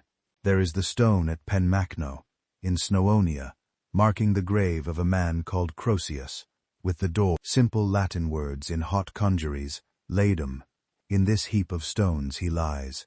There is the stone at Llanfair Waterdine, in Shropshire, originally an ancient memorial, later set up at the door of a parish church. There are dozens, perhaps hundreds of these stones, scattered across the western British landscape, weathered and lichen-patched, often broken or moved from their original sites, but still legible if you know how to look. Each stone is a small individual voice from the Dark Age, naming a single person who once lived, who once was loved enough that someone went to the trouble of having a stone cut and carved and set up in their memory. The names are British. The names are Irish. The names are occasionally Latin. Sometimes the inscriptions include the rank of the dead. He was a king. He was a soldier. He was a magistrate. He was a priest. He was the son of so-and-so, who was the son of so-and-so before him. Sometimes the inscriptions include a Christian prayer or formula. May he rest in peace. May his soul be in joy. Sometimes the inscriptions are too weathered to read, and we are left only with the bare fact of the stone itself, that someone once stood here in some lost valley 1,500 years ago and watched as the mason carved a memorial in a language they understood and a faith they shared, and walked home afterwards along a path that no one remembers, and slept under a roof that no longer stands. The world of the post-Roman warlords and kings, the world we have been moving through, was a world that was very different from the world we live in now in obvious ways. But it was also a world that contained the seeds of everything that came after. The kings who fought in the 5th and 6th centuries were the ancestors of the kings who fought in the 11th and the 12th. The monasteries that were founded in the 5th and 6th centuries were the ancestors of the kings, great abbeys of the High Middle Ages. The poetry that was composed in the 5th and 6th centuries in the halls of British and English kings was the ancestor of the poetry that English speakers still read, and English speakers still write. The land itself, the green country with its hills and rivers and woodlands, was the same land we walk in today. If you climb to the top of South Cadbury and look out across Somerset on a clear day, you are seeing a view that has barely changed in 1500 years. The villages have moved a little, the trees have grown and been cut and grown again. But the shapes of the hills are the same. The light on the levels is the same. The hawks, circling over the fields, are the descendants of the hawks that circled when the warlords of the British West held that hill against the rising tide of the English. The world we inherit is layered on top of all those older worlds, like a palimpsest, like a tapestry, woven over and over again, with different threads, but on the same loom. And the people who lived through the Dark Age were in their essential humanity the same as we are. They loved their children. They mourned their dead. They argued with their neighbors. They worked hard and slept tired. They worried about the weather and the harvest and the health of their cattle. They told stories around their hearths in the long winter evenings, stories of their ancestors and of strange events and of heroes and of monsters, stories that were sometimes true and sometimes were not, and were sometimes a mixture of both. They sang, they prayed, they quarreled, they reconciled, they got drunk on feast days, and they laughed too loud, and woke up the next morning with sore heads and sheepish grins. They were not strangers, not really. They were us, in different clothes, in a different language, under a different sky, that was nevertheless the same sky. And when we try to understand them, even across the deep silence of 1500 years, we are doing something that they themselves did. We are trying to remember. We are trying to make sense of a past that has slipped most of the way into the dark. We are trying to keep in our own small, flickering way the names alive. There are a few moments in the Dark Age when by accident or by luck the silence breaks and we catch a sudden vivid glimpse of the world as it was. One of these moments came in the spring of 1939, on a sandy ridge above the River Debon, in Suffolk, when an amateur archaeologist named Basil Brown, working at the request of a landowner named Edith Pretty, began to dig into a series of low, grass-covered mounds at a place called Sutton. The mounds had been there for centuries. Local people had wondered about them. Some had been disturbed by treasure hunters in the past, with little to show for it. But the largest mound, when Brown began to dig into it, turned out to contain something extraordinary. There were the shadows of timbers in the sand. The shadows formed the shape of a ship, a great ship, 90 feet long, that had been hauled up from the river and buried whole as a tomb, with its dead chieftain laid inside it, among an unimaginable wealth of treasures. The wood of the ship had long since rotted away. Only its impression remained in the sand, like a photograph in dust. But in the burial chamber amidships, the objects had survived. There was a helmet, in fragments with iron faceplate and bronze ornament. The famous helmet that has become almost the symbol of Anglo-Saxon England, with its eye sockets and its menacing, dragon-shaped nosepiece. There was a great gold belt buckle, weighing more than a pound, carved with the writhing, interlaced beasts of the early Germanic art style. There were shoulder clasps of gold, and garnets set with the deep red stones from Sri Lanka, in cellwork of astonishing precision. There was a sword in its decorated scabbard. There was a shield with its iron boss and its decorative mounts. There were silver bowls from the Eastern Roman Empire with the stamps of Byzantine emperors on their bases, showing that they had been made in Constantinople in the late 6th century and had somehow traveled across the whole of Europe to end up buried in an English ship in Suffolk. There were gold coins from the Frankish kingdoms across the Channel, neatly arranged in a purse, with 37 of them inside, each from a different mint, almost like a sampler. There were drinking horns with their silver mounts. There was a great cauldron hung on a chain. There was a stringed instrument, a lyre in pieces. There were textiles in small surviving fragments, showing rich decoration. There were spears, and there were arrows, and there were the remains of a magnificent ceremonial, whetstone or scepter, topped with the figure of a stag. Everything spoke of immense wealth, of cosmopolitan connections, of a king who had ruled a real kingdom, and who had been honored in death with everything his court could give him. The Sutton, whose burial was almost certainly the grave of King Raedwald of East Anglia, who died around the year 624 or 625, although other identifications have been proposed. Raedwald is a name we know from Bede. He had been baptized as a Christian under the influence of Ethelbert of Kent, but according to Bede, he had also kept up the old pagan rites, maintaining altars to both the Christian god and the old gods in the same temple. The ship burial at Sutton Hoo has been understood by many scholars as a perfect symbolic representation of this religious ambivalence. The burial mound and the ship and the grave goods are pagan in their basic conception, drawing on the same world of Germanic heroic ritual that we see described in the poem Beowulf. But the silver bowls and spoons among the treasures, with their crosses and their Greek inscriptions, are Christian. The dead king had 1 foot in each world. He was buried with the wealth of an emperor and the symbols of 2 religions in a great ship, pointing the way to the next life, and his treasures were covered over with sand, and the mound was raised, and the world went on without him.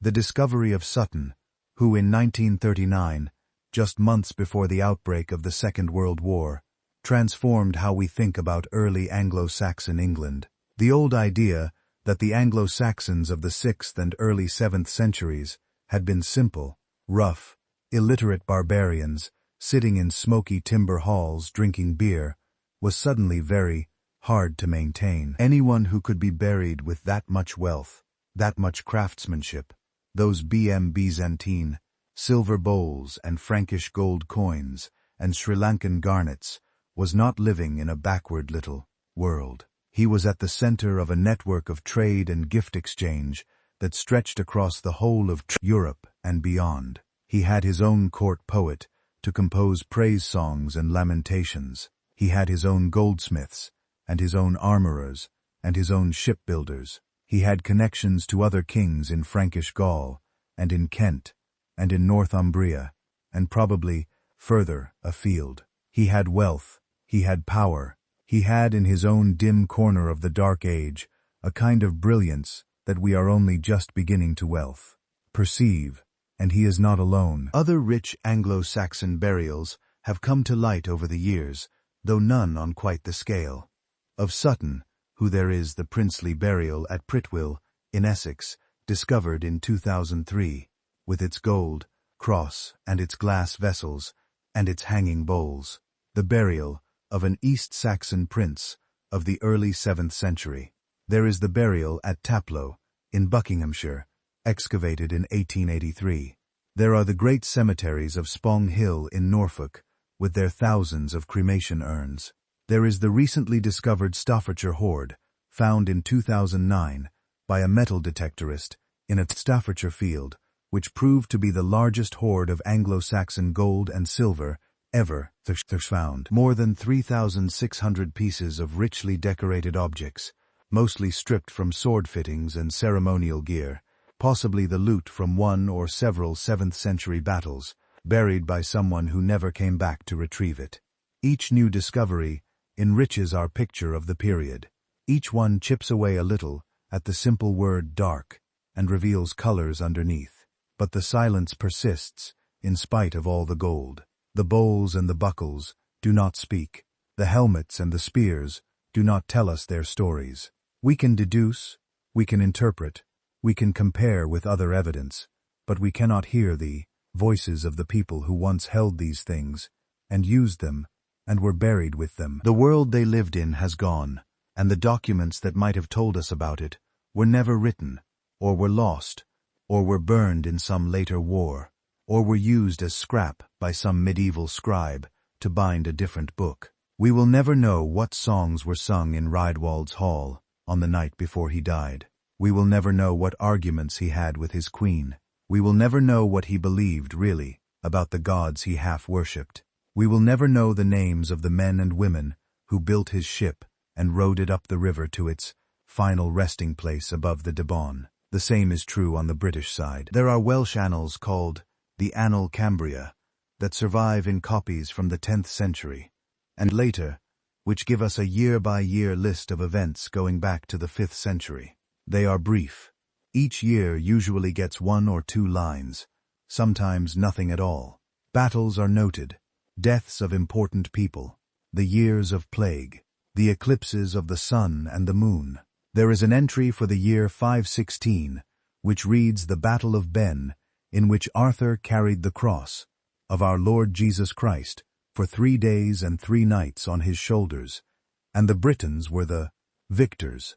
There is an entry for the year 537, which reads the Strife of Camailan, in which Arthur and Medut fell. These are 2 of the very few early references to Arthur that exist, and they are tantalizing. Were these entries copied from older sources that have not survived? Are they the inventions of medieval Welsh writers seeking to anchor their legendary king in real time? We do not know. We cannot prove. We can only note that someone somewhere by the 10th century at the latest was writing them down, and that they have been a puzzle ever since.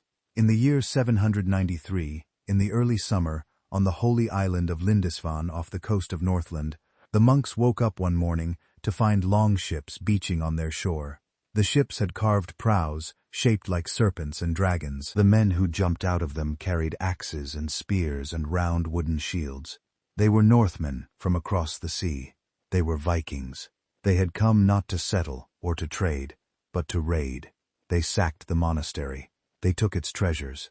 They killed some of the monks, and carried others off to be sold as slaves. The news, when it spread, shocked the Christian world.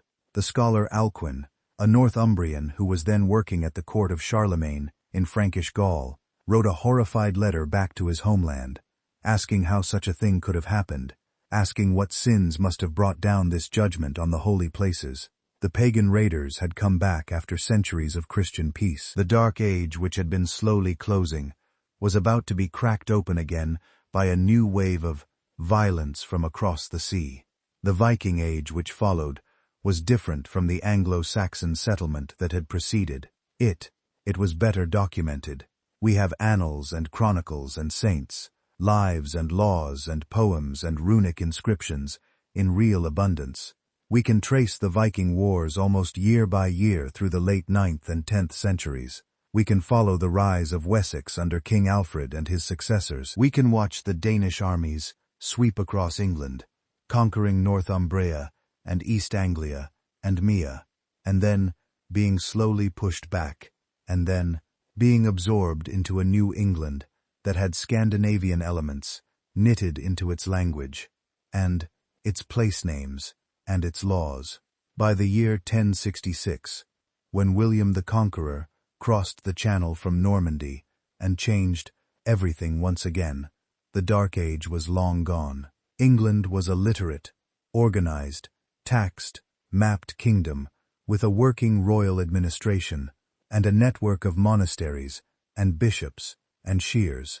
The 4 centuries of silence between the Romans and the Vikings had ended. The land had come back into the light, into the kind of documented history that we have learned to expect. But the Dark Age never really ends in the sense that we never get to fill in the gaps it left. The 400 missing years between 410 and 800 remain in their essentials missing. We have learned more about them in the last 100 years than at any other time in history. Thanks to archaeology, thanks to careful rereading of the old sources, thanks to scientific techniques that did not exist a generation ago. We have radiocarbon dating, which can tell us when a piece of wood was cut, or a bone was the bone of a living creature. We have dendrochronology, which can tell us the year a tree was felled by counting the rings in its grain. We have ancient DNA, which can tell us where the people in a grave came from, who their relatives were, what color hair and eyes they had, whether they were lactose tolerant. We have isotope analysis, which can tell us what the people in a grave ate and where they grew up, by looking at the chemical signatures in their teeth. Every year, the picture gets a little richer.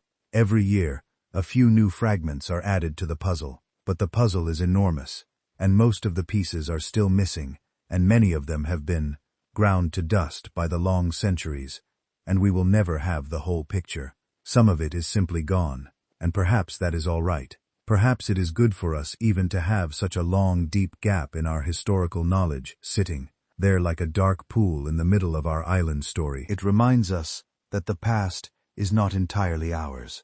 It reminds us that there are limits to what we can know, no matter how cleverly we dig and how carefully we read. It reminds us that the people who lived in the dark centuries were not waiting for us to come and to discover them. They were living their own lives, in their own time, by their own light, and the silence they left behind is not their failure. It is just what happens when the years pile up, and the records crumble, and the memories die. It is the natural state of human affairs to be forgotten. We who live now will be forgotten in our turn in some longer century. The records we keep, the photographs, and the documents, and the data will mostly be lost. Our names will be inscribed somewhere, and the inscriptions will weather, and the stones will be moved. And one day, someone will stand at the place where we used to be, and have no idea who was there. The Dark Age is not a strange event. The Dark Age is what all ages eventually become. But in the meantime, while we still have voices, while we still have stories, while we still have the patience to sit in the quiet and listen to the long, slow unfolding of a thing that happened long ago, we can keep something alive. We can remember Vortigern, even if he was not quite the person we think he was. We can remember Hengist and Horser, even if they were partly mythical. We can remember Ambrosius Aurelianus, in his Roman cloak, rallying the broken Britons. We can remember the unnamed war leader at the top of Ben Hill, who may have been called Arthur, or may not. We can remember Patrick writing his letter to a tyrant on a bit of parchment in a stone hut in 5th century Ireland. We can remember Athelbert listening politely to the strange Latin chants of Augustine and his monks in a field in Kent. We can remember Bede working in his scriptorum at Jarrow, copying out the deeds of his ancestors in careful, clear handwriting that we can still read. We can remember Raedwald lying in his great ship under the sand of the Suffolk shore. We can remember the unnamed monk of Bangor, Iscode, killed at the Battle of Chester, with 2,000 of his brothers. We can remember the British farmer outside Wroxeter, watching the great Roman city slowly fall down. We can remember the Saxon settler in East Anglia, looking west and thinking, "This is mine now." None of them is fully known to us. All of them are partly knowable. Each of them, in their small individual way, lived through the long dark age that we have been walking through, and we owe them the courtesy, at least, of remembering that they were there. The night is long, and your room is warm, and the voice is still going gently, and there is no need to stay awake to hear the rest. The story will be there in the morning, if you want to come back to it. The Dark Age has been there for 1,500 years already. It will be there tomorrow. It will be there next week. It will be there next year. It is the patient kind of story. It does not mind waiting. We have walked through the withdrawal of the legions, and the panic of the cities, and the rise of Vortigern, and the coming of Hengist, and the fight of Ambrosius, and the great victory at the unknown hill called Baden. We have walked through the western kingdoms and their hill forts, through Tintagel and South Cadbury and Dinas Pice, through the bishops and the saints, and the inscribed stones in the lonely churchyards. We have walked through the climate crisis of 536 and the plague that came after. We have walked through the slow rebirth of literacy with Austenin and Aidan and Bede, through the conversion of the kings and the writing of the laws. We have walked through Sutton, who the gold of its lost king. We have walked slowly all the way down to the long ships of the Viking Age, coming over the horizon, at Lindisfarne. And what is left at the end of all of that walking is the same thing that was there at the beginning. The silence. The long, quiet centuries that no one wrote about, where most of the human lives that were lived are gone forever, where what remains is only a scattering of stones and bones and broken pots and a few precious documents, and where we, sitting in our warm rooms 15 centuries later, can only do our best to listen. The silence is not empty. It is full of all the people who once lived and who are gone. It is full of all the words they spoke that no one wrote down. It is full of all the days that came and went, and the rains that fell, and the cattle that were tended, and the children that grew up, and the old people that died peacefully in their beds at the end of comes. Long, ordinary lives. The silence is the resting place of all of that. The silence is where most of human history lives in the end, when you wait long enough. And so we let the silence have it back, gently, the way you give back a book to its shelf at the end of a long evening of reading. We let the dark age return to its dark. We let the names go back into their stones, and the stones go back into their grass. We close our own small chapter in the long story of who has tried to listen. Sleep now. There is nothing else you need to do. The 5th century is behind you. The 6th century is behind you. The 7th century is behind you. The kings have fought their battles, and the saints have prayed their prayers, and the masons have carved their stones, and the bards have sung their songs, and all of it is far away from your warm bed and your quiet room. The night will keep watch. The dark will hold its long memory. You can rest. Tomorrow will come, as it always does, with its small, ordinary tasks, and its small, ordinary kindnesses.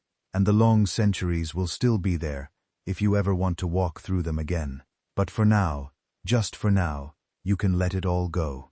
Let the cities crumble back into their grass. Let the ships push back out into their long voyages. Let the kings ride away over the rim of the world. Let the warlords sleep in their hill thoughts, and the monks sleep in their cells, and the farmers sleep in their thatched houses, and the queens sleep in their painted chambers.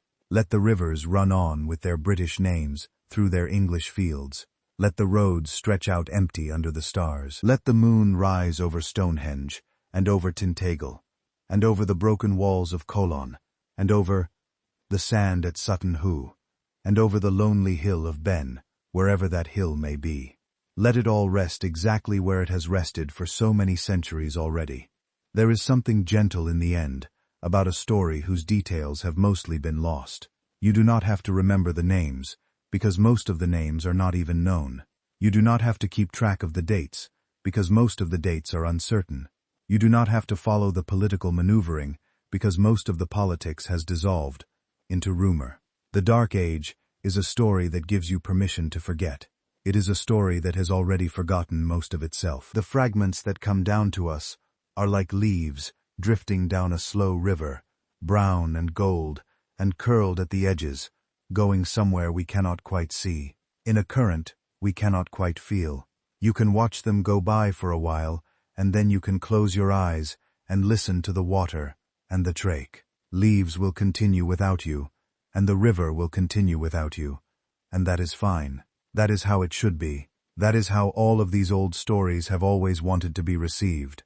Not held tightly, not memorized, not turned into examinations, just listened to in the dark, with no need for anything in particular to be remembered when the listening is done. The kings of Kent, and the kings of Gwynedd, and the kings of Northumbria, and the kings of Strathclyde, and the kings of Wessex are all very far away in their fields of barley and their halls of timber, and they do not need us to do anything in particular for them. They had their lives. They have their long sleep. We can join them now in our own small way for a few hours.